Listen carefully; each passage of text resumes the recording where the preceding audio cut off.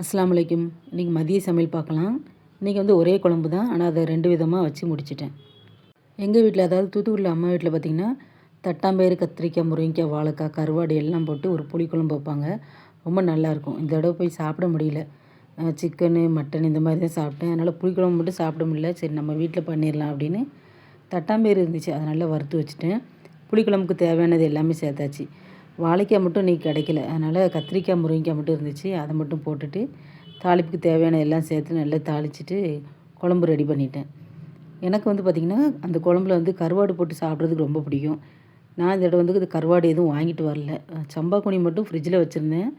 கிட்டத்தட்ட 1 வருஷத்துக்கு முன்னாடி வாங்கினது, நல்லா இருக்குது, கெட்டு போகலை. ஃப்ரிட்ஜில் வச்சதுனால நல்லா ஃப்ரெஷ்ஷாக தான் இருந்துச்சு. அதனால் எனக்கு மட்டும் தனியாக குழம்பு ரெடி பண்ணிடலாம் அப்படின்னு மொத்தமாக புளிக்குழம்பு ரெடியானது. எனக்கு மட்டும் தனியாக ஒரு கடாயில் கொஞ்சமாக எடுத்து கொதிக்க விட்டுட்டு சம்பா குனி வந்து நல்லா வறுத்துட்டேன். அதுக்கப்புறம் 2, 3 தண்ணி நல்லா அலசணும். ஏன்னா சின்ன சின்ன மண் நிறைய இருக்கும். நல்லா அலசிட்டு குழம்புல சேர்த்துட்டு ஒரு 10 நிமிஷம் கொதிக்க வச்சுட்டு ஆஃப் பண்ணிட்டோம் அப்படின்னா சம்பா குனி புளிக்குழம்பு வந்து ரெடி ஆயிரும். ஸோ இது கூட பார்த்திங்கன்னா வெண்டைக்காய் இருந்துச்சு, அதையும் பொரிச்சாச்சு. வீட்டில் யாருக்கும் பார்த்திங்கன்னா சம்பா குனி குழம்பு, கருவாட்டு குழம்பும் பிடிக்காது. நான் மட்டும் சாப்பிடுவேன் அப்படிங்கிறதுனால மொத்தமாக புளிக்குழம்பு வச்சுட்டு எனக்கு மட்டும் தனியாக சம்பா குனி குழம்பு வச்சு மதிய சமையல் முடிச்சிட்டேன்.